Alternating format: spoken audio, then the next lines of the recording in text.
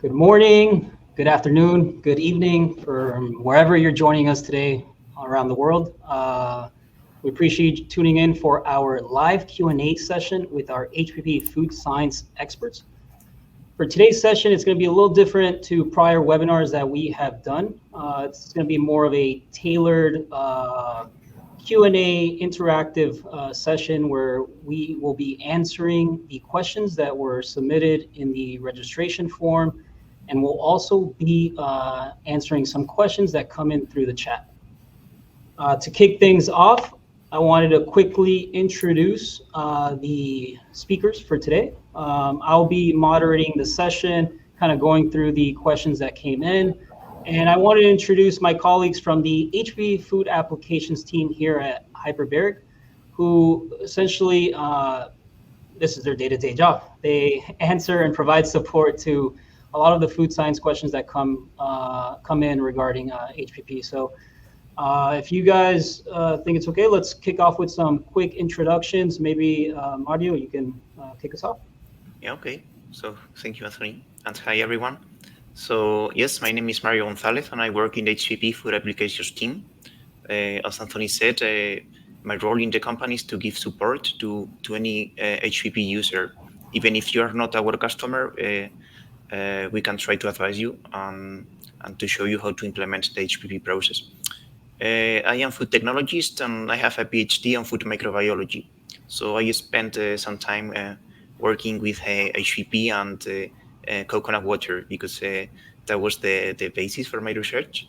So I tried to understand the behavior of spores, actually Clostridium botulinum in coconut water. That was quite fun.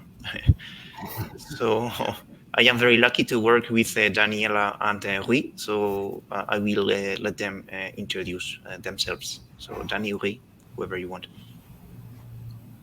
If you want, I can start. So my name is Daniela Soto. I'm a food engineer, graduated from Tec de Monterrey, and I joined Hiperbaric a year ago. And since I've been at Hiperbaric, same as Mario, we've been providing support to our customers and also to people that are interested in getting more educated on HPP. So I've learned a lot during this year, and I've seen through the HPP pilot plant a lot of products that have been processed with HPP. So same as Mario with coconut water, it has been very fun. And my background during my student days, I performed some research in HPP to learn a little bit more about the technology. And also I participated on the IFT on some international competitions, and I was a finalist in this. And I provided some solutions in these competitions by implementing HPP on them. So yeah, Nice. I pass the word to Rui. Hi everyone, my name is Rui Queiroz. Like Mario and Daniela, I'm a HPP application specialist. My role is the same as both of them, so I won't bother with this. My background, I started working with HPP around 12 years ago, doing as a researcher at university. Then I did my PhD on food science and technology with emphasis on HPP, on the activity of enzymes and the effects on proteins. And I've been working at Hiperbaric for the last 5 years, more or less. Yeah, Nice. That's it. Awesome. Well, I appreciate those quick introductions. I know they all speak very humbly about themselves, but they're honestly a very experts in their field of high pressure processing, and can help anyone that's looking into getting questions answered like we are today. I just wanted to point out Mario and Rui are based out of our Burgos in Spain headquarters, and Daniela and I are based out of our subsidiary here in Miami, Florida. Quick reminder, if you have any questions or any follow-up questions to ones that you may have already submitted, you have the comment section you can drop them in the comment section box, and we'll get to them right after we go through the questions that were already previously submitted. So we are going to kick off with a quick introduction to some of our services and the HPP technology as a whole to give some context to the questions that did come in. So like I mentioned, Rui, Daniela, and Mario make up our HPP Food Applications team. They lead our pilot plants and HPP incubators, which we have 3 now. One in our headquarters in Spain, Burgos, one here in Miami, Florida, and our recently new office and pilot plant that opened in China, Shanghai, which is very exciting and a very fast-growing market. Some of the services that we provide are going to be some of the questions that we're actually going to be answering today. So everything around product development, HPP packaging, processing parameters, food safety regulations, and guidance with validation and shelf life studies. And another key thing is that we offer free testing. So if you have any sort of product, if you're just interested in seeing how your product reacts with the technology, we'd be more than happy of coordinating that with you and giving you more of a hands-on guidance with some of that testing and providing obviously a report on the results of that test. So to kick things off, what is HPP? Many of you know, probably in the audience, how the technology works, but just to give some context for those that will be watching afterwards, or for those that don't really know much about technology, HPP is a non-thermal preservation method that uses really high pressure and water held for a few seconds to inactivate microbials, pathogenic bacteria, and microorganisms. It's used as an alternative to thermal pasteurization. So essentially, you're able to gain all the benefits of what thermal pasteurization can offer without using the heat, which can ultimately affect the organoleptic characteristics of product and allowing you to develop fresher foods. I'm now going to play a quick video of how the technology works so that you see it from beginning to end. High pressure processing by Hiperbaric. Traditional HPP machines process in-pack products, generally in their final commercial packaging, are introduced in the vessel.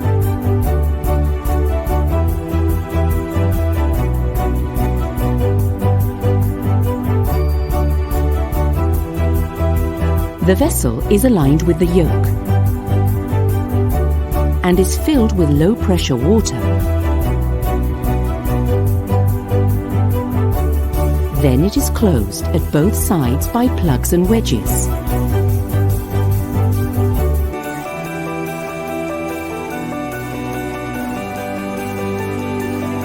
HPP inactivates microorganisms without the use of heat, being respectful with the characteristics of fresh food products.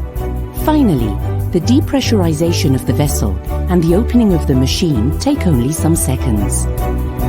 Afterwards, processed products are unloaded.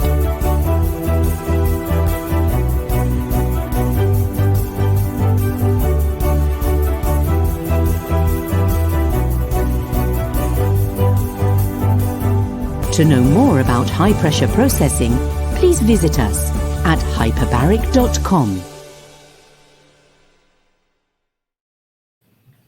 Awesome. So to basically recap what you saw in that video, the process begins by loading already packaged products into those blue baskets or canisters that we call them.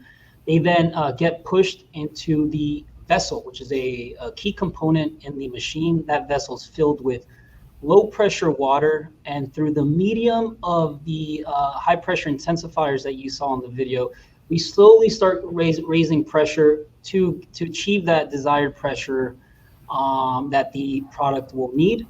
Once we get to pressure, we then enter the holding time stage, which is a period that can last anywhere between 2 to 5 minutes. Once that stage is complete, we then instantly go into the decompression stage and unload the water from the vessel, and then the baskets will then return on the other unloading side of the machine, and there you have it. It's a full, complete HPP cycle. Key parameters to consider that deal with HPP are 1, water temperature. So you're looking at processing water temperature between 5 degrees Celsius and 20 degrees Celsius. You have pressure, which is critical. All commercial industrial HPP machines achieve 6,000 bars, 87,000 PSI. And that other critical component is the holding time. Typically, it's 180 seconds, but depending on your product, we can tailor this to meet the objectives that you're looking to get, whether it be food safety, inactivation of a specific pathogenic bacteria, or shelf life extension. Just to highlight some of the benefits that HPP offers, like I said earlier, it's an alternative to thermal pasteurization, so you're able to preserve a lot of those organoleptic characteristics. Think texture, smell, taste. So it's honestly like, you know, eating or drinking a homemade meal or product that that would have otherwise been, you know, extremely heavily processed. So we're not using heat. That's one. We're preserving the quality of that fresh food. We're extending the shelf life of the food by inactivating spoilage microorganisms. So this opens the doors to, you know, new opportunities, new markets. You know, we have customers that now are able to go from coast to coast, or even expand into a global approach. You know, company. I know of one shipping product from Seattle to all the way to Asia and Europe. So it does open those opportunities to extend that shelf life and reach newer markets. Quick overview of the different applications, and I love the questions that came in because they really tackled, I think, one of each of these applications that we see in the industry. But overall, some of the leading applications in the industry that we see are, you know, juices and beverages, everything from cold pressed juices and shots. Meat products, both ready to eat and raw meat products. You know, think deli, salami, and such. Guacamole and avocado products. Salsas, plant-based. You know, hummus, all sorts of veggie dips. Baby food and fruit purees. Ready-to-eat meals, which has been growing for the last 2-3 years due to its convenience. And being able to offer a fresh ready-to-eat product. Previously, what we had seen, it was either, you know, frozen or heavily processed. So you do have that door to enter this newer, fresh approach of a new product development. Seafood products. This is one of my I think it's one of the most fascinating applications, where you're able to extract the meat from the shell using pressure. So you have a higher yield and a higher quality product, and you're able to develop a new product that we've seen, you know, for example, with lobsters, you know, that they're able to offer chefs, or even at the hospitality level, you know, raw lobster meat. And we'll be showing a few videos because some questions did come around both lobsters and oysters. And the last few applications are dairy products. This is everything from cheeses to yogurts to dairy dips. Pet food, both fresh and raw pet food, which has seen a huge increase the last 3 to 5 years. And lastly, although very few, cosmetic and pharma and all sorts of nutraceutical products. To wrap up the introduction, I did want to shout out the Cold Pressure Council, which is an organization that leads, facilitates, and promotes industry standardization, user education, and general consumer awareness of high pressure processing. As a member, you do have access to their trademarked high pressure certified seal, which can go on your packaging of the product. If you'd like to learn more about the Cold Pressure Council, you can visit their website at www.coldpressurecouncil.org.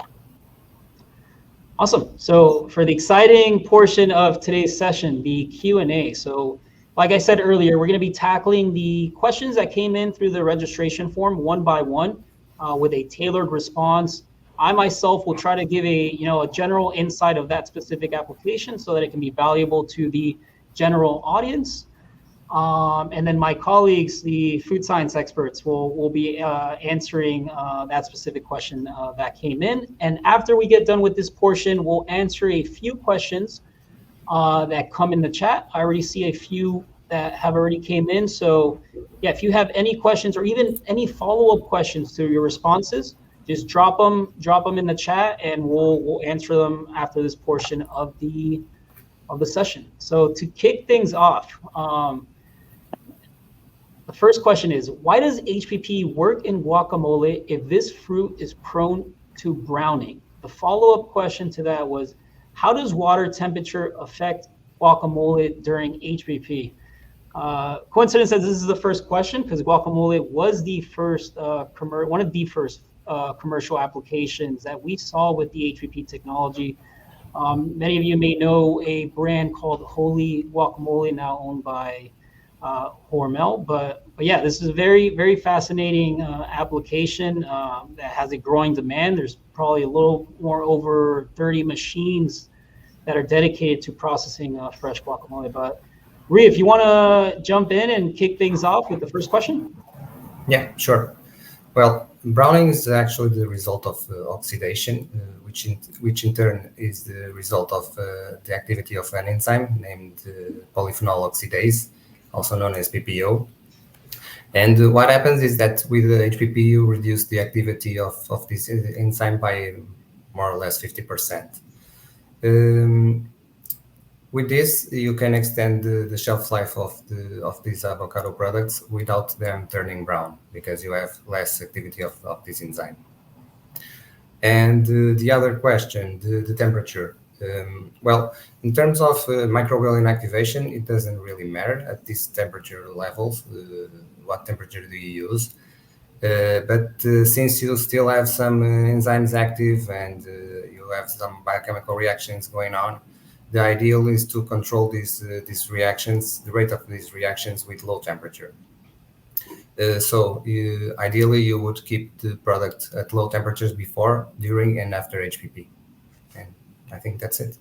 Awesome. Well, I appreciate that, Rui. Let's move on to the second question. What is the limitation of processing whole fruit pieces under pressure? Mario, do you want to jump in for this one? Yeah, sure. To sum up, let's say that HPP is not suitable for whole fruits. And we already gave some introduction, and this is because of the effect of pressure on biomolecules. So in the case of avocado, enzymes are inactivated, which is good. But in the case of whole fruits, the cell membrane of the cells of the plants and vegetables is damaged. So as you can see here in this slide, the internal components of the cells actually leak out of the cell. And by this, some of these compounds are more prone to oxidation, but also to texture changes, because the cell membrane, the cell wall of these cells gives the texture to fruits and vegetables. Here you can see some tests we did in our pilot plant, and you can actually see that the whole pieces of fruit become like mushy, like a puree. A potential solution is to include these fruit pieces together with the fruit juice, as you see on the right. So this is a nice solution because the fruit is surrounded by liquid, and this liquid transmits the pressure to the fruit pieces. And this is a nice solution to preserve the integrity of the fruit. I think I have also some examples in the next slide. Actually, those are commercial examples. And in all cases, the fruit is submerged in the juice. So this is a nice way to keep the integrity of fruit pieces. Awesome. Well, I appreciate that, Mario. I know one of the examples are cut melons, which I have read, and don't quote me on this, but it's probably one of the most prone to have issues with from a food safety point of view. So I think you're right. You're right, because normally the fruit is cut in the supermarkets, let's say, and if you don't have a control there, there have been cases like salmonella linked to this fruit. So at least 2-3 recalls that I can recall around melons in the United States from the last 2-3 years. So yeah, HPP presents itself as a food safety solution since it is a post-packaging process to ensure that food safety in those types of products to prevent recalls. I appreciate that, Mario. We are now moving on to the next question, which reads out, what are your current recommendations for HPP processing of fresh pineapple, including variety specificity, minimum viable volumes for different chamber sizes, and estimated shelf life extension? So, Danielle, do you want to tackle this question and talk how HPP affects pineapples? Yes, thank you, Anthony. And I think this question can also be complemented with what just Mario answered, that commonly this fresh fruit chunks or like this whole fruits, they aren't usually processed with HPP because all this effects that Mario already explained. So here I show you some commercial examples of Naturae and Del Monte, who process some pineapple chunks in pieces with their own juice in some cups and pouches. And regarding the question of the shelf life extension, you can extend the shelf life for this type of products for like 60 days under refrigerated storage conditions. And regarding the variety specific, there's no about specific variety which we can suggest for processing with HPP. However, some of our customers process the honey golden variety, MD2, which is commonly known like that. And regarding the productivity question, I think my colleague Anthony can answer that personally with you regarding your productivity needs and which equipment you're interested in. Yeah, I just want to add on in respect to that a lot of the productivity is obviously going to depend on how fast the machine is. And that's a whole nother conversation that we can get into. I can reach out directly, but also the filling rate. So how much product can you get into those baskets? I mean, these are two perfect examples. You have a cup and a pouch. If I were to ask, which product do you think can fit more in the basket? I think many of you would say the pouch, which is correct, probably slightly a little bit more. So that'll help increase the productivity. Cups do normally have a lower throughput because there's a lot more voids between the products in the basket. So I hope that helps answer your question around productivity. So moving along, so this looks like it's a seafood question. Is HPP practical to shuck clusters of rock oysters? And Danielle, I think you'd be the perfect one to answer this question just because I know you and I did some testing around this application. So if you want to go ahead and jump in. Yes, thank you, Anthony. And the answer for this question is yes, it is practical and possible. But we suggest to first clean the oysters pretty well so that they don't come out like dirty with debris after the HPP processing. But based on the experience we have had by receiving oyster clusters here at our HPP pilot plant, they performed pretty well. They opened pretty well. And also some oyster clusters that have like these combinations of some oysters positioned in different places, they also shucked well, and the meat extraction was also done nicely. And we have a video that we have on oyster clusters at different pressure levels and holding times. Usually we apply small pressures between 2,000 and 3,000 bars, and also pretty small holding times, short holding times between a minute or 2 minutes to obtain these effects. This one was processed at 2,600 bar for 70 seconds, and you can see how easily the meat extraction was done, and also how easy it was to open these oyster clusters located in different positions in the same shell. Yeah, I just want to add on. Yeah, this is a pretty neat video. I just want to add on. I actually came across an article yesterday around challenges with Vibrio with oysters. That basically, obviously, it becomes a challenge because of global warming and higher temperatures, which, in effect, results in higher potential for the growth of Vibrio. But I just wanted to point out that the HPP, aside from using it as a shucking application, can also be used as a food safety measure, since it does not only inactivate pathogenic bacteria, but also viruses, parasites, and such. Yeah, HPP is actually considered a valid control for Vibrio. So we can actually kill all Vibrio present in oysters. Awesome. Well, moving on to another seafood application, in this case, lobster. The question is, can HPP-treated whole lobster claws and elbows be deshelled without breaking? And if so, how is the meat best extracted? Mario, do you want to take a jab at this one? Yeah, sure. So the answer is yes.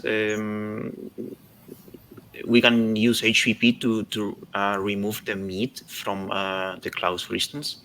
But we will need to break the shell after that. The reason for this is that under pressure, the meat compresses more than the shell. Actually, the shell is very hard to compress. So this different compression rate leads or makes the separation of the meat easier. And actually, you can see here in this nice video, this is a high pressure processed lobster. You can see someone removing the claws and also the tail. And you will see now how easy the meat is separated. As I said, during HPP, the meat compresses more than the shell. So this leads to this separation.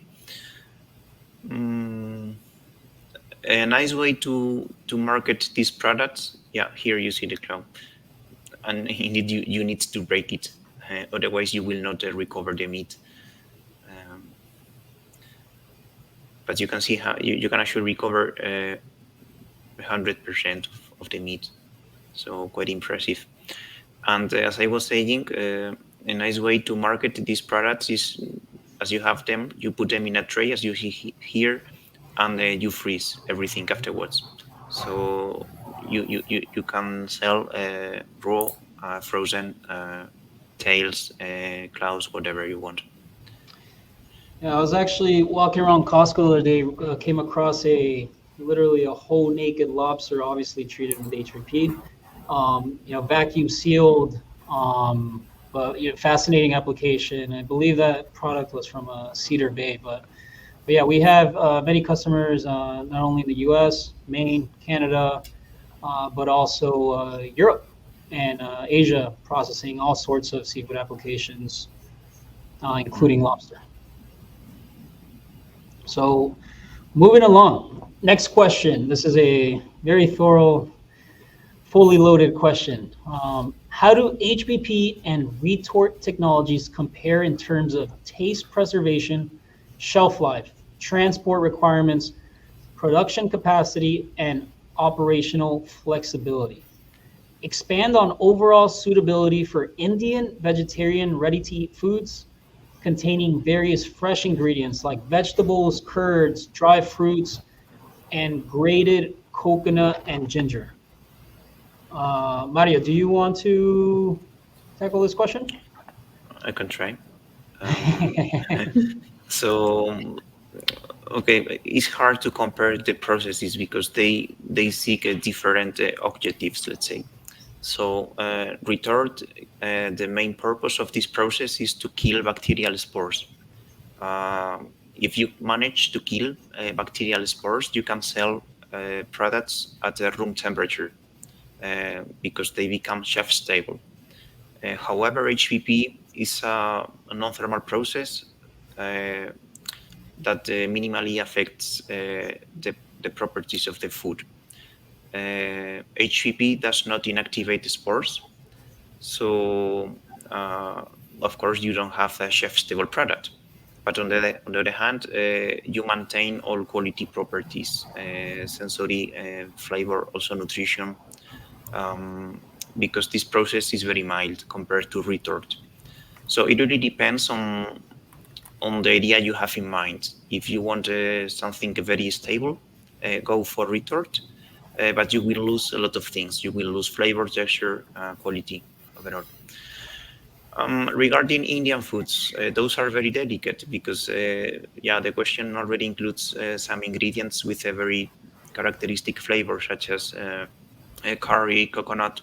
So using HPP, you can preserve the flavor of these ingredients, And you can see here in this slide a commercial example that uses HPP to preserve the quality of the food. So you will need still chill storage to market HPP products, but the quality is very high compared to retort. Awesome. Well, I think you definitely did a great job answering that. And just emphasizing, going back to what you pointed out, that HPP products do need to remain in the cold change due to its challenge of inactivating spores. We have a technology that combines HPP and temperature to be able to achieve a shelf-stable product without, in the cases of retort, affecting the characteristics and being able to preserve a lot of those qualities and fresh attributes. I don't know, Mario, if you want to add anything to that, or? No, you're right. This is a new process. We call it high-pressure thermal processing, and it combines pressure and temperature. But it really minimizes the exposure to heat.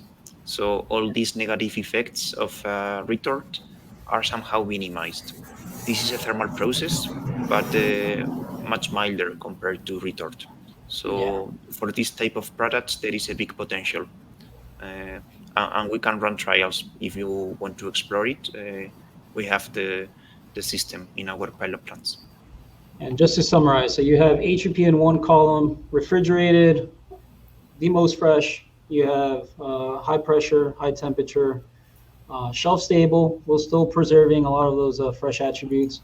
And then obviously all the heavily processed thermal technologies that come afterwards. Yep. So moving along, the next question is, does the rate of compression and decompression in HPP significantly affect microbial inactivation in treated products? And if so, to what extent? I thought this was a very interesting question. Reed, do you want to tackle this question? Yeah, I'll do my best. Well, there aren't a lot of studies on this topic. The ones that do exist don't all agree with each other.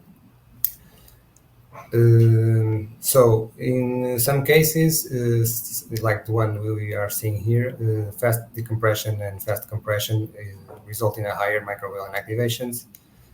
Others don't see much of a difference, and basically that's the two options. And there are a couple of them that say that slow decompression results in a higher inactivation.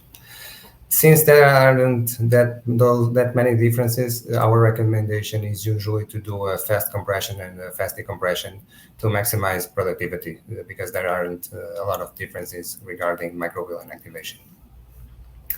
And I think that's it. I just want to add on, going back to that diagram. So if you can think of the stage of a full cycle, you have the compression stage, you have the holding time stage, and then obviously the decompression. Hiperbaric manages to have the quickest compression and also instantaneously the quickest decompression, which obviously yields a more productive throughput throughout a range of HPP machines. Yeah, that's right. All right.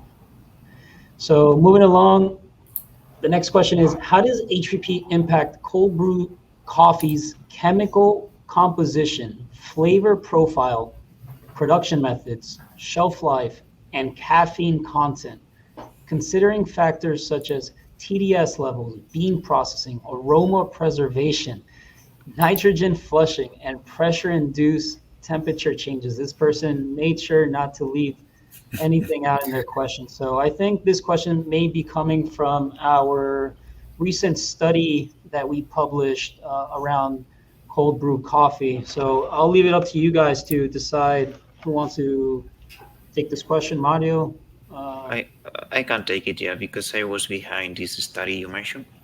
Okay, I don't have a full answer to all the items here because coffee is a huge thing, and for this study we did, we wanted to keep things simple. So we used the very standard parameters. We used the commercial blend of Arabic and Robusta beans. the roasting level was medium, I would say. So as you can see, there are a lot of variables, and we could not cover everything in one study. So we worked with what we had. Regarding the items in the question, here you can see that the total dissolved solids remain stable through shelf life. We tested for 90 days. We didn't continue the study. This means that if we tested for 100 or 150, maybe we had a similar data. We don't know, but we had to stop at some point, and we stopped at the day 90. And you can see the content is very stable. You see a small decline. This is not linked to HPP. We think this is maybe linked to microbial growth, because microbes consume sugar.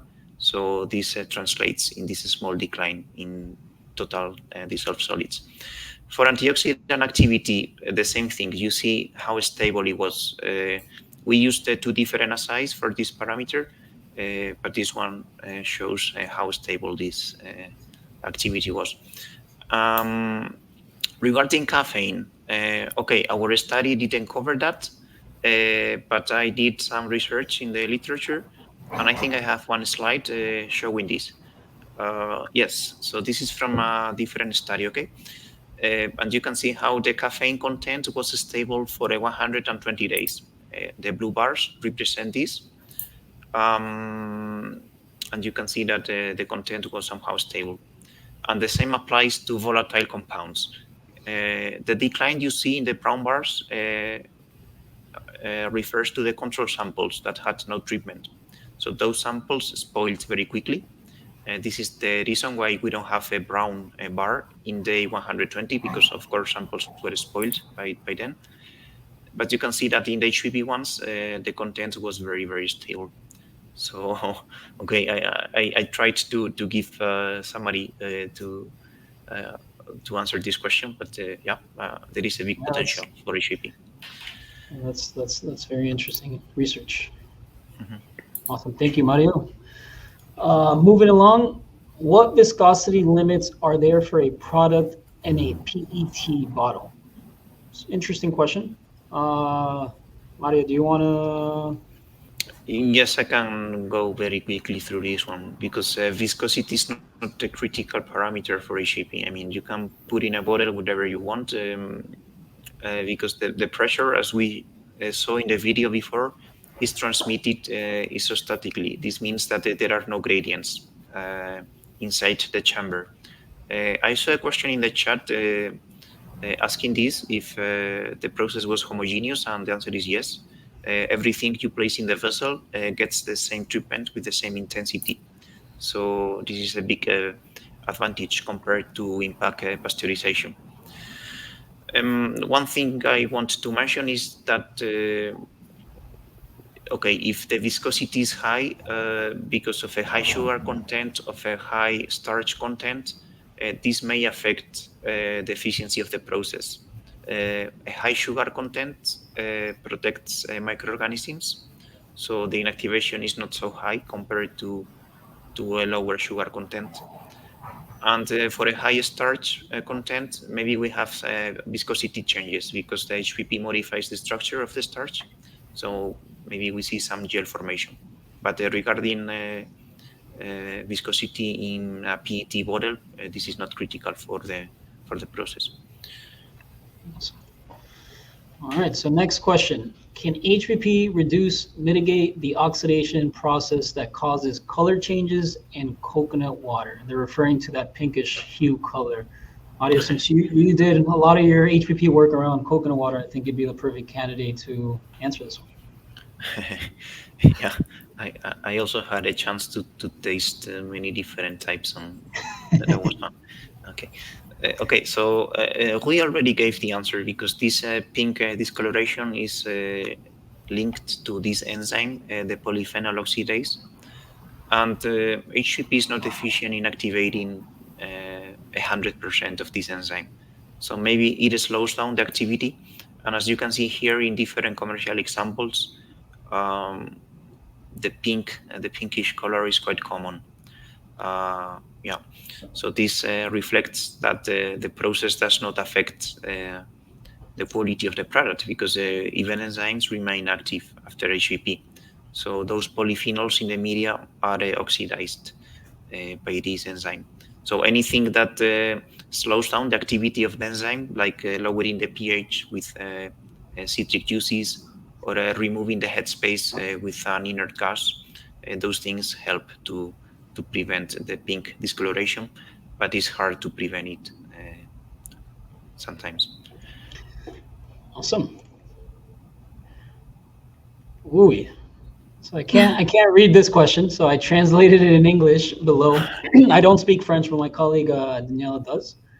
And so the question reads, or better yet said, translates to: which are the suggestions regarding shape, materials, headspace concerning cups used for HPP? Usually a 5 to 10% of these products, I'm assuming she's referring to hers, are cracked. So there's a 5-10% failure rate. So can you make recommendations regarding their packaging, Daniela? Yes, thank you, Anthony. And regarding the French question, I just want to mention that, as Anthony said, I speak French and other colleagues from the apps team do too. So if you prefer us to answer your questions via email or through a conversation one-to-one on French, you can tell us directly and we can help you on that. So again, some general suggestions you can see here in this diagram. It is better explained. So we suggest to process with cups that has a wide sealing area, so that the film can be placed better, so you don't have a lot of issues on that.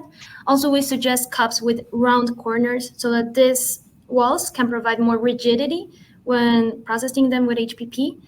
And also, we suggest to looking for some films that can provide some that can help withstand the pressure, that they're pretty thick and elastic to withstand this. And also regarding headspace, it's great that you asked this, because we recommend having a headspace of minimum 8% or lower. And this will also help minimize any undesired reaction that could occur in your product because of the presence of air. And here you can see some images on this. And also, if you're interested in looking for any packaging supplier that can provide you cups that can withstand HPP and have been validated with our technology, you can reach out to us. And also, in case you want to perform any packaging trial testing at our HPP pilot plant, we're open to that as well. Yeah, I just want to mention, since I see some more questions coming around packaging, emphasize that packaging recommendation and supplier list that we have, it's very detailed recommendations on different types of packaging products. And we have a list of compatible suppliers that we've tested with HPP that have tested successful. So if you want access to that document, just feel free to reach out to our apps team, and we'll share their contact information at the end of this presentation. Well, moving along, thank you, Daniela, for that answer. The next question is, since this is more of pasteurization alternative, how do you test the lethality given by this high pressure?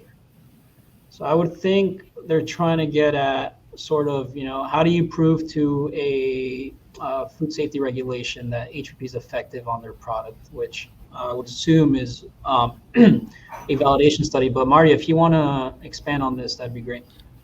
Yes, this question is interesting indeed. Okay, so pasteurization is very well established, and okay, it's very easy to find the correlation.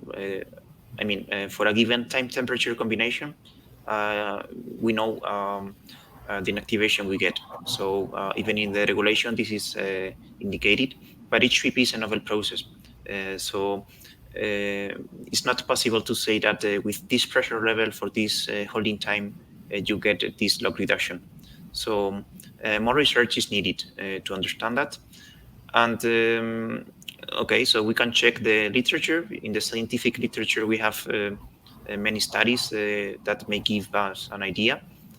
But the most straightforward way to know this is by means of a challenge test.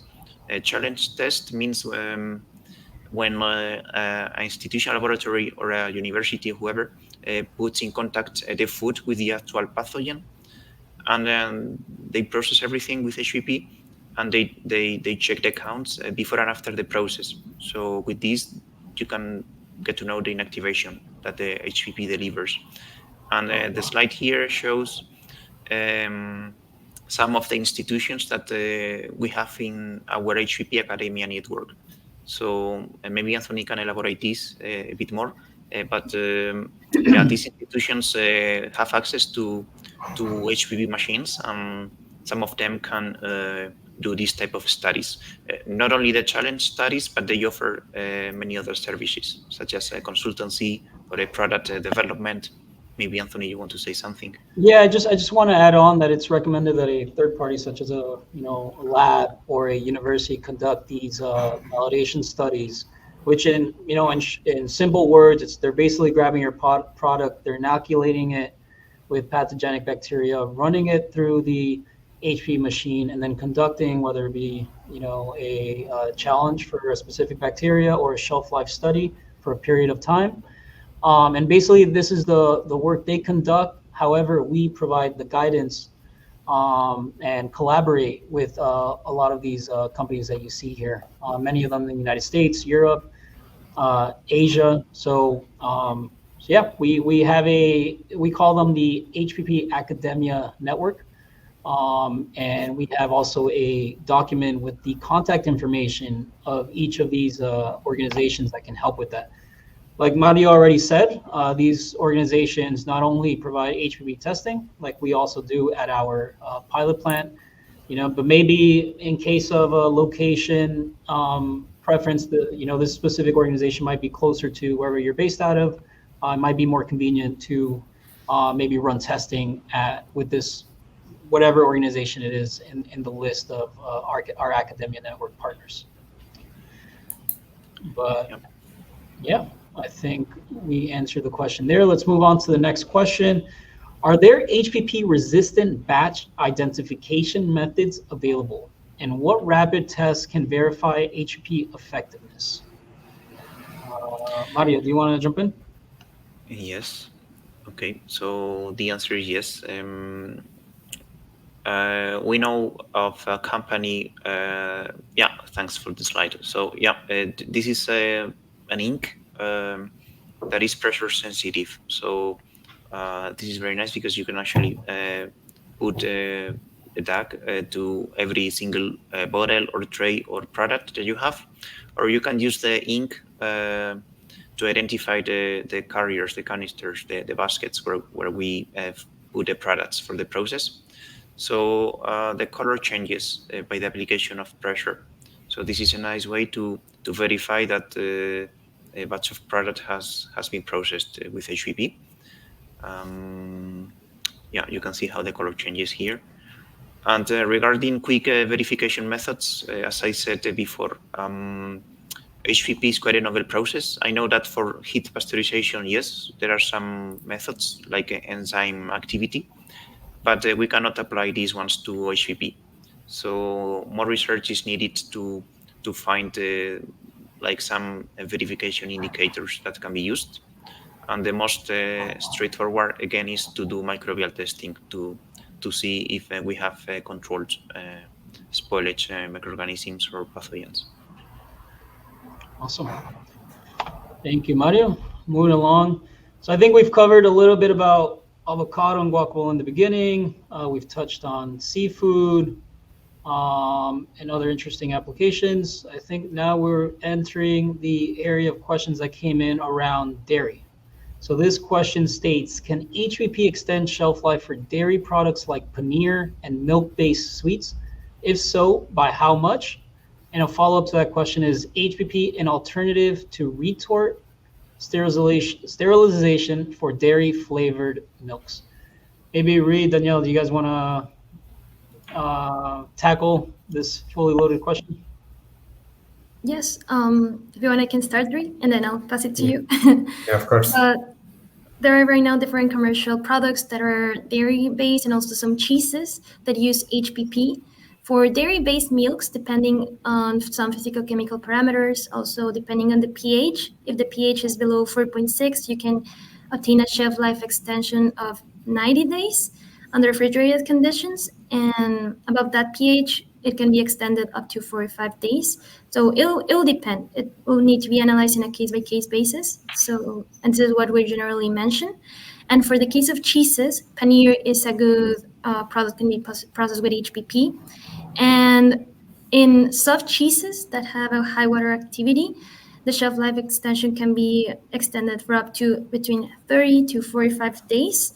And for semi-hard cheeses, HPP can be used as a control step in order to help control some pertinent pathogens, such as Listeria. And here we show you some of these commercial examples that I mentioned, such as these yogurt beverage, smoothies, this cold brew coffee with dairies, and these types of soft cheeses that I mentioned as to help extend their shelf life and control pathogens. Danielle, so I do see that one of the questions in the chat are around this specific, very similar question. Hi, I'm interested in processing different cheese products. Does water activity affect the efficiency of HPP? Does one of you want to tackle that question since we're on the topic already? Yeah, sure. Yes.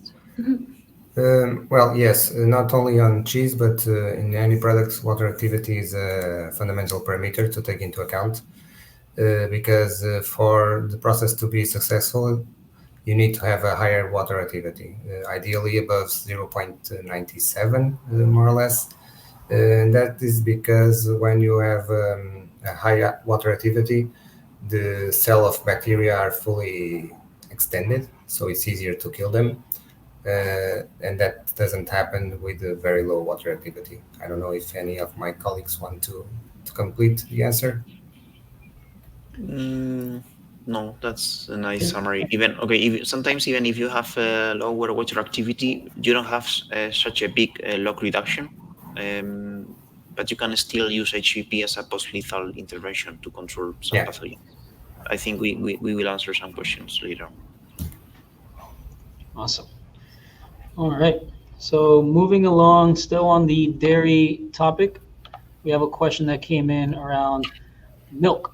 In this case, raw milk. Can raw milk be processed with HPP? I know this is a very... Oh, the question is very simple, eh? I mean, $1 million question. $1 million question here. But the answer is not. Okay, I can try to say something. Yes, you can use HPP to preserve milk, but it depends on. This is my favorite answer to everything. It depends. So it really depends on the where you are. Let's say here we have some commercial examples. Villa de Patos is maybe the only example I can think of a commercial product. This is milk preserved by HPP, and this is from Mexico. In the middle, we see two different companies, Natura made by Co. Okay, so the products of these companies are protected by a patent. So, okay, they are the only ones that can do this type of product. And they have done very extensive research to validate that the process is safe. So these companies are based in Australia, and they have proved that with HPP they can kill pathogens and commercialize a safe product. Finally, on the right, you see this is a scientific review that was conducted by EFSA. EFSA is the European Food Safety Authority. So they also tried to answer this question. They found out that with the right combination of pressure and time, we can kill pathogens, so we can achieve a safe product. The thing is that at least in Europe, we cannot claim HPP milk as raw. So this would be something different, but not raw milk. So from a marketing perspective, this is not ideal. Moving to the US. In the US, the criteria is different because you need to prove a 5-log reduction of Coxiella. Coxiella is a bacteria, but it's very difficult to work with it in the lab. Not many labs can do that, actually. So until someone finds out if HPP is efficient killing these bacteria. I would say that the process is not approved in the US, but situation is different, as I said, in different regions. Yeah. So yes. Hopefully we do get there in the U.S. Maybe don't quote me on this either. I'm not the expert, but I think from my understanding, you can sell raw milk in particular states at the state level if you're not crossing over another state. There are companies already marketing raw milk as a whole with processes such as a test and hold process that obviously at times cannot be fully efficient and effective. But yeah, so the review that EFSA conducted shows that the right combination of pressure and time can kill pathogens. So this is maybe a nice way to ensure food safety on raw milk. for sure. And I believe in the next slide we have a comparison as far as shelf life goes at temperatures of 4 degrees. Yeah, exactly. Yeah, exactly. So this table here, we try to compare the different strategies to process milk. So standard pasteurization, we get around 12 to 14 days shelf life. Standard HPP will achieve something similar. This is the case of Villa de Patos in Mexico. And then we have the case of the two Australian companies with their patents. So one of the companies applied because the product is no longer in the market, but they used to process with 2 consecutive HPP cycles the same batch of product. So apparently this was good for food safety because they could kill more pathogens, and you can see that the shelf life was also longer. And the other Australian company, they combine pressure, holding time, and also temperature. So this is a mild thermal process, but they can really extend shelf life. Yeah, so different strategies to ensure safety. Awesome. Perfect. So now we are entering the conversation of packaging, which is a critical factor in developing successful HPP products, since HPP is a post-packaging process, and you're submerging that product in water and applying very high pressures. So the question reads, types of packaging materials suitable for HPP. Danielle, do you want to answer this question? Yes, thank you, Anthony. And I think this question will also answer some of the questions that are already been asked in the chat.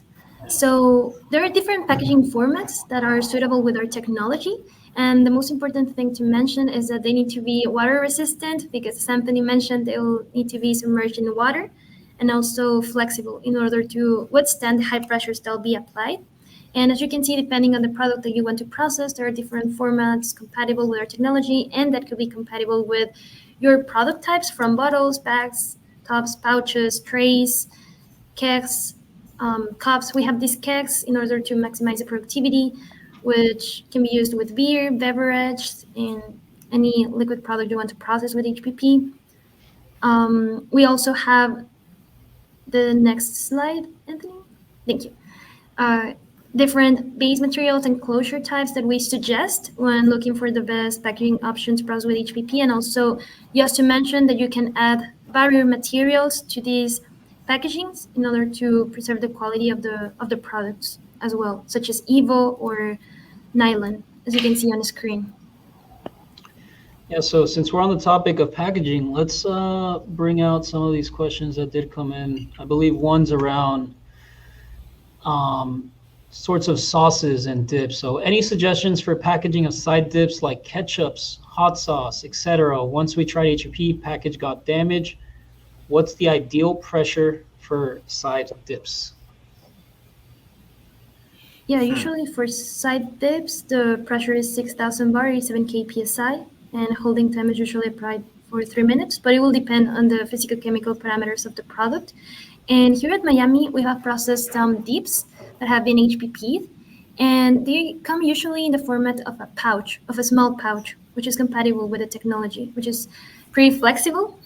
And yeah, that's what I've seen here. I don't know if in Spain you have processed other types of dips in other packaging formats. Pouches are very convenient, and even tubs. Yeah, they are also suitable. But you have to, I would say you have to minimize the headspace. I guess we have some questions coming about this topic, but minimizing the headspace really helps regarding packaging. And Archon, I just want to say that, we part of our services, we can take a look at that package that got damaged, see if it is going to be suitable. If not, if we can make some tweaks. And if it isn't the case, we can make some recommendations on the appropriate packaging that would be suitable for that specific product. So we can touch base on a one-on-one offline. So the next packaging question also that came in by Shia. Hi, would like to know more about the types of packaging, pros and cons of different packaging in HPP in relation to drinks or even deli meat products. Maybe we can leave out the deli meat products since we are going to tackle it later on in the presentation, but if you want to maybe answer the pros and cons of packaging relating to drinks, in this case bottles, or pouches as well. I've seen many applications. Or I mean, as long as the packaging is flexible and waterproof and elastic, it will work. So if I have to mention a limitation, I would say sometimes geometry affects the filling efficiency of the machine.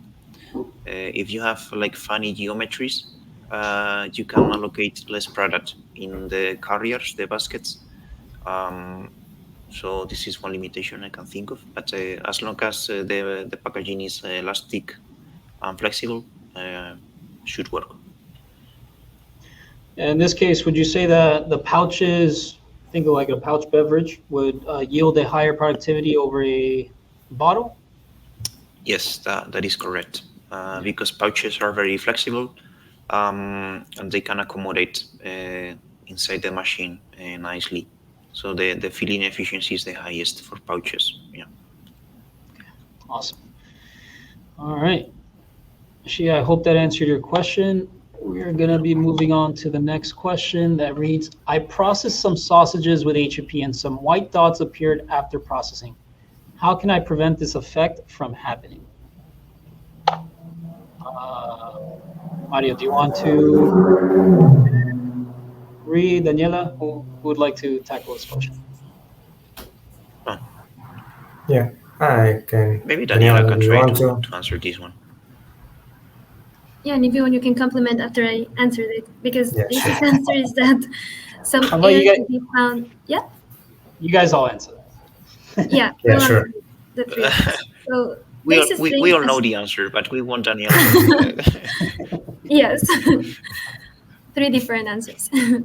So as you can see here in this diagram, it will depend on the air present inside the packaging. So under pressure, air will be dissolved in the food matrix. And after depressurization, air will come abruptly from the product and will cause these white dots. So this is what it causes it. And also after some time, this is something that my apps team taught me when I entered the company, when I joined with them, that after some time, after this white dots appeared, this can disappear. So yeah, I'll leave you, Mario and Ree, to complement it. Yeah, I can complement it. Basically, with air is very compressible, and when you compress it, like Daniela said, it dissolves into the product. And since you're doing a decompression, the air rapidly expands, so the volume of the air goes back to the original volume very quickly. So by doing that, it needs to get out of the product, and along the way, it tracks some proteins, some fat that creates like foam.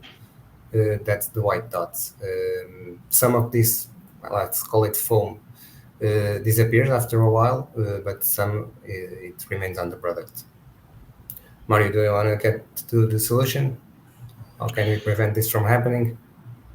Yeah, you see the answer in the slide. So if the more you increase the vacuum, the more air we get out of the package. Yeah, this is a nice way to prevent this defect, because we don't have air dissolving in the product. So. And Shia, going back to that question, I held off on the deli meat answer because this slide was going to answer that question. So in your case, It would be to, like Mario said, remove any excessive air through vacuum, and you shouldn't have any issues in terms of packaging types. All tops, I would say bags. Do you guys have you guys seen any other meat, maybe chubs with certain meat products, but mainly with deli, it's a vacuum bag. Yeah, trays with skin packaging on top. So Also, no air. trays, kind of those peelable trays where the deli meat sits on that. Yeah, that as well too. And for sausages, the one thing is the shrink pack. So if you submerge the plastic in hot water, the plastic adapts to the shape of the sausages, and the air is somehow removed. Interesting. Awesome. So, another very interesting question. Can raw fish be processed with HPP? What are the limitations? From my understanding, yes, and I believe we have customers already processing these types of products. But if you want to tackle this question, Rui, please. Yeah, go ahead. sure. Like Mario likes to answer, it depends. You know the answer. Yeah, the question is that HPP can change the conformation or the 3D structure of proteins, of raw proteins, and that can lead to differences in the way that light is reflected. So for white fish, I would say that generally it works pretty well. You can get to shelf lives up to 21 days in most cases. Some cases like cod, 45 days. The limitation is with red flesh fish like salmon, where that color changes is more evident. So it's not very appealing, although it's still raw, but it's not very appealing to the eye. Yeah, just if I can complement the answer, it is possible to optimize the conditions. I mean, of course, at very high pressure, the color change is huge, as you see here. But if we reduce the intensity of the pressure, we minimize the color change. Of course, we don't get the longest shelf life we would achieve with a higher pressure. But the idea is to find a balance between quality and shelf life. So I encourage everyone to run trials in our pilot plants to optimize this application.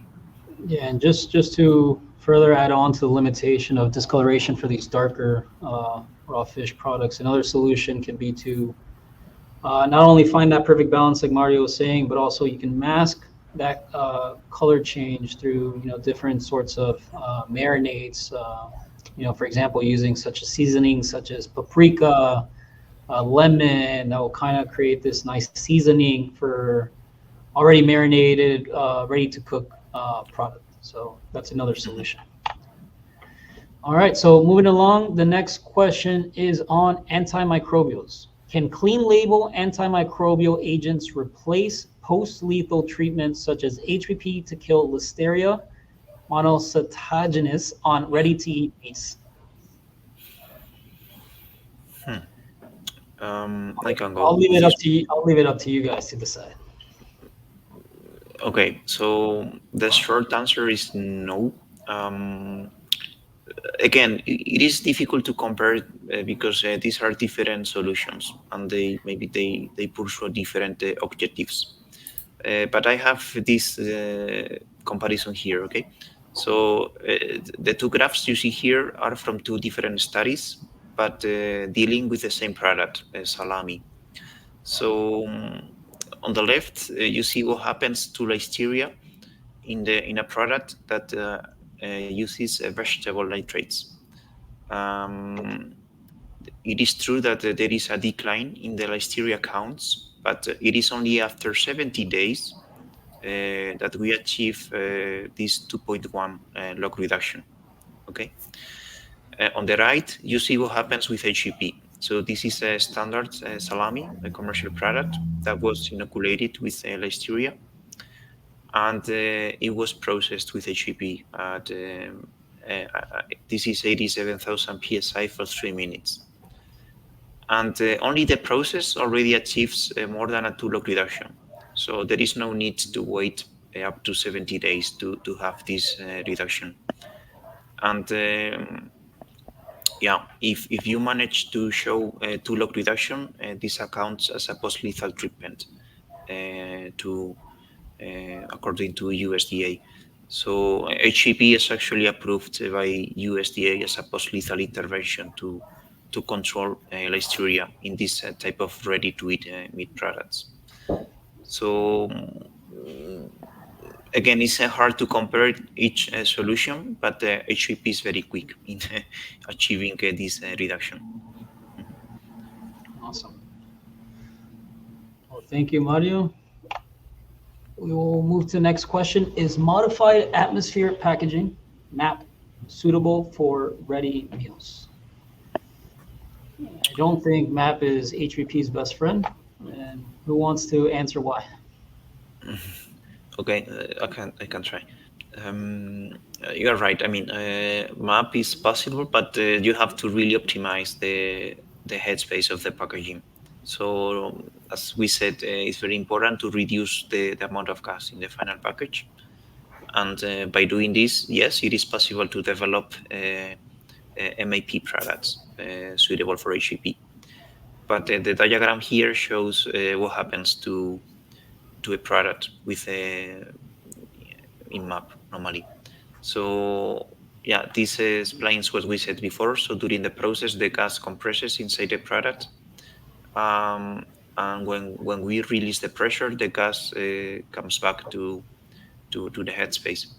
So this affects the appearance of the product, and this is the example of the sausage. Okay, we have these white spots, but also this is not the problem is not only for the product but also for the packaging. So as you see on the left, packaging can be like deformed or delaminated. Okay, so it is important to optimize the amount of gas in the final packaging. Sure. Awesome. Well, thank you, Marina. I believe this is the last question of these the submitted questions, and the question reads: how does HPP affect? I'm gonna have some trouble. I'm gonna totally butcher this word. Polysaccharide thickeners like xanthan. Polysaccharide. Polysaccharide thickeners like xanthan and guar gum. Rui, I believe this is your world. So. Yeah. Well, HPP can promote an increase in viscosity in products with both starch polysaccharides or non-starch polysaccharides, like these gums. Like Mario likes to say, it really depends on the gum itself and the process conditions and the matrix where they are included. So it comes down to testing, but in general, it can increase the viscosity. One thing that is important to know, that pressure can enhance the interactions between proteins and these gums, which further increases the viscosity. So when you have a product with a high content of protein or raw starch, and you have these gums, you need to take that in consideration, and you may not need to add so much or any at all of these gums to have a viscosity increase. I think this sums it. Yeah, and this is good for the clean label product because, as you said, HPP can replace the functionality of these compounds, so you can even remove some of them and have a cleaner label. Yeah, you can have ingredients that Anthony can read. Yeah. Funny. All right, I think that wraps up our portion of the submitted questions. We're now going to enter the live Q&A. So questions that were submitted in the chat. If you haven't already and you have a follow-up question, please drop it in the comment box and we'll try our best to answer them. So I saw an interesting question relating to pet food and bacteriophages that came in earlier. And the question reads, I am looking to process pet food. However, I am curious in knowing if HPP is better than bacteriophages. So in other words, pros and cons of HPP versus bacteriophages. Who comes out on top? Not sure who wants to tackle that question. I just do want to point out, give some insights. We do have a case study by one of our customers, Steve Zero Food, that looked at 4 or 5 different technologies, including HPP and bacteriophages, and they obviously resorted to HPP, and they have quite the interesting study behind these raw pet food and the effects of HPP on not only nutrition, but also food safety to help meet a 5-log reduction. But I'll leave it up to you guys to answer that question, and I won't get in trouble by any bacteriophage supplier companies. No, again, it's not fair to compare solutions, but okay, I can give a short answer, and Danny can complement because I think she has also some experience with this. I said that HPP is isostatic, so you have the same intensity everywhere in the product, no matter the size, the shape, whatever. So if you have a hidden salmonella cell somewhere in there, HPP will target it. For a bacteriophage, sometimes this is tricky because you need a very homogeneous distribution. So regarding validation, I would say that HPP is more straightforward and easier to validate and to apply. I don't know, Daniela, if you have something to add. Yes, also that HPP can be added as a lethal step, as a killing step, so you can easily get the 5-log reduction of some pertinent pathogens that could be present, in contrast to bacteriophages, in which you need time in which the bacteriophages could act in the food matrix in order to obtain between a 2 or 3-log reduction, in contrast to HPP, in which you don't require a lot of time to obtain that inactivation. And also, I remember reading, Mario taught me this, in fact, that bacteriophages are pretty dependent on pH and in other physical things that could occur in the food matrix.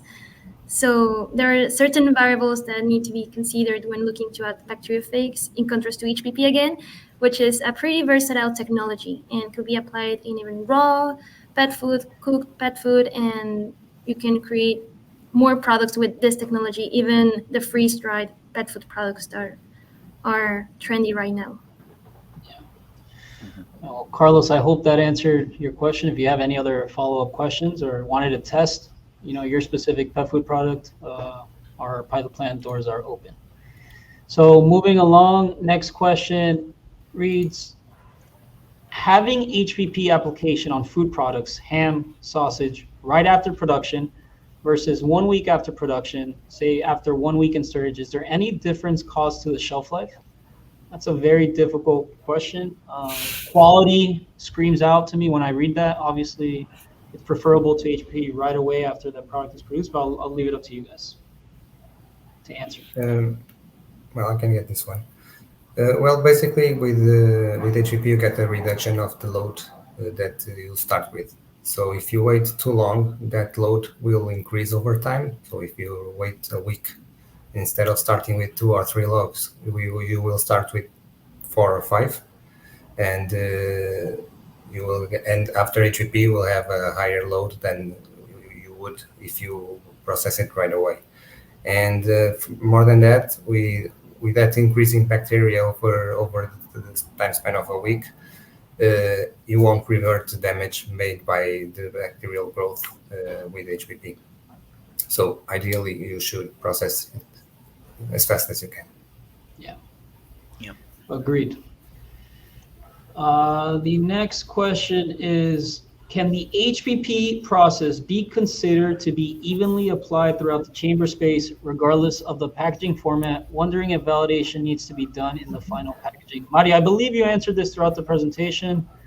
Kind of explained the isostatic principle that, yes, pressure is applied to all even sides of the packaging. And if validation needs to be done in the final packaging, I believe the answer is yours. You're shaking your head, so I'll leave it up to you to answer. No, the answer is no. I mean, for validation with pathogens, it's very convenient to sometimes to work with a smaller amount of product because it's safer and easier to handle. So validation normally uses a different packaging. Regarding shelf life, I think the packaging really matters. So when checking the shelf life, ideally, yes, you should use the final commercial packaging, because the gas permeability may affect how other bacteria recover, and this affects shelf life. But regarding food safety, it is very common to work with the smaller liquids of the product.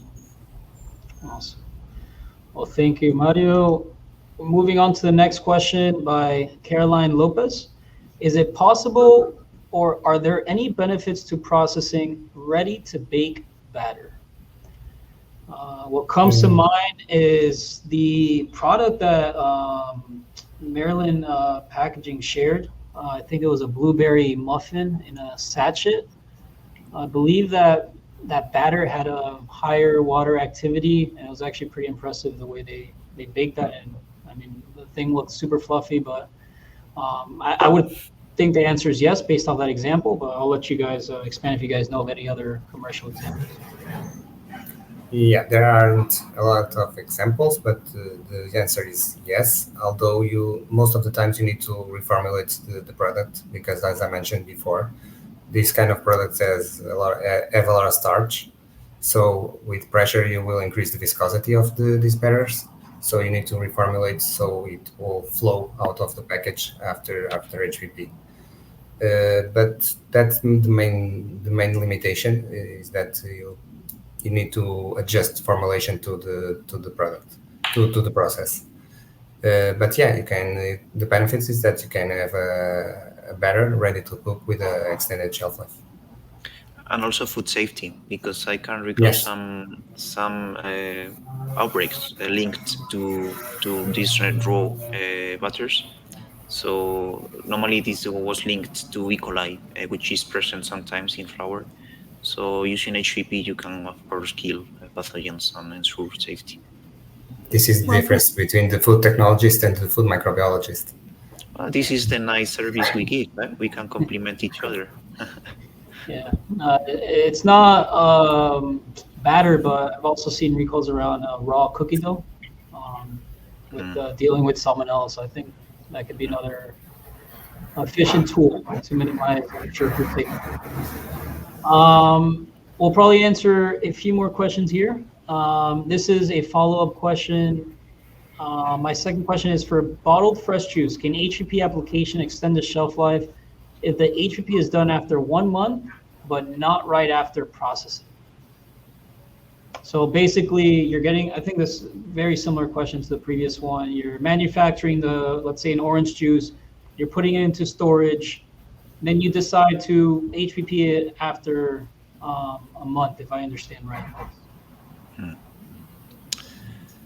So, okay, the question is very similar to the previous one, but maybe this gave me an idea, because a possible strategy is to prepare the juice or the guacamole or the avocado paste and freeze it. Okay, so if you freeze everything, this is like a pause in the shelf life. You can store the product raw as it is, and whenever you need, you can thaw a portion and HPP straight away. So this is perfectly suitable. Maybe during freezing, there is a bit of a quality loss. Some oxidation may happen, but I think that this is a nice way to control stocks and so on. I think you can do I think you can also do it the other way around, HPP Yes. and then freeze it. Exactly. Yeah. Which one This would is come actually out? more common. What reset is more common to apply HPP and freeze afterwards. Yeah. Got it. Interesting. And in terms of quality, would you say they're very the same whether you do both options? Once you apply HPP, the product is more stable, so you will retain more quality after HPP if you freeze after HPP. Interesting. Okay. Awesome. So let's move on here.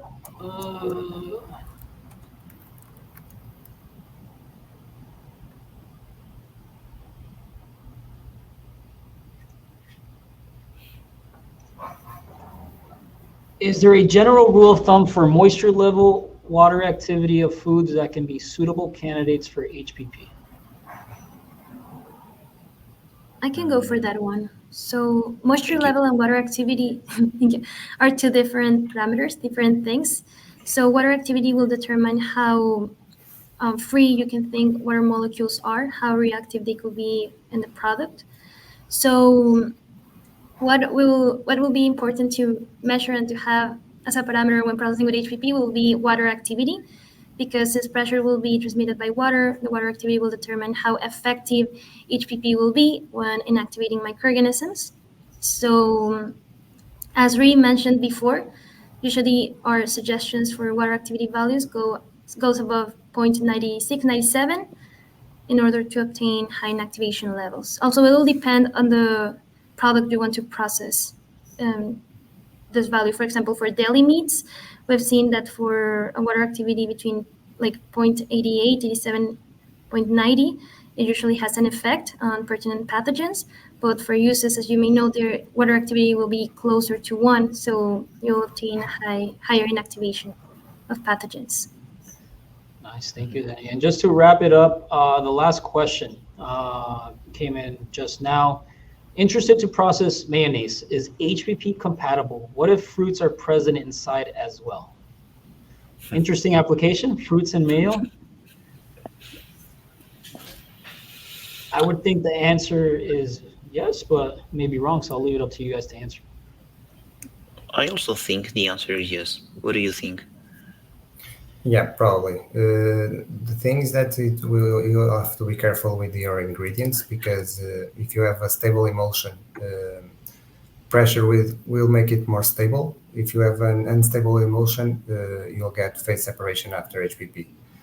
Regarding the fruits, I'm not sure if the fruits are pureed or in pieces, but it should work either way. Because it's the same principle as we talked about chunks of fruit in their own juice. Here you would just substitute the juice for mayonnaise, but the same principle applies. Since you have isostatic pressure, it shouldn't make much difference. Mm-hmm. Awesome. Well, that wraps up our presentation. Just want to let everyone know, if you have any other follow-up questions now or in the future, you can reach out the HPP Food Applications team at the email that you see on the screen. That's apps@hiperbaric.com, and they'd be happy to get back to you with the answer or solution. Well, thank you for everyone for joining, and we hope to see you in future sessions. Take care. Thank you, guys.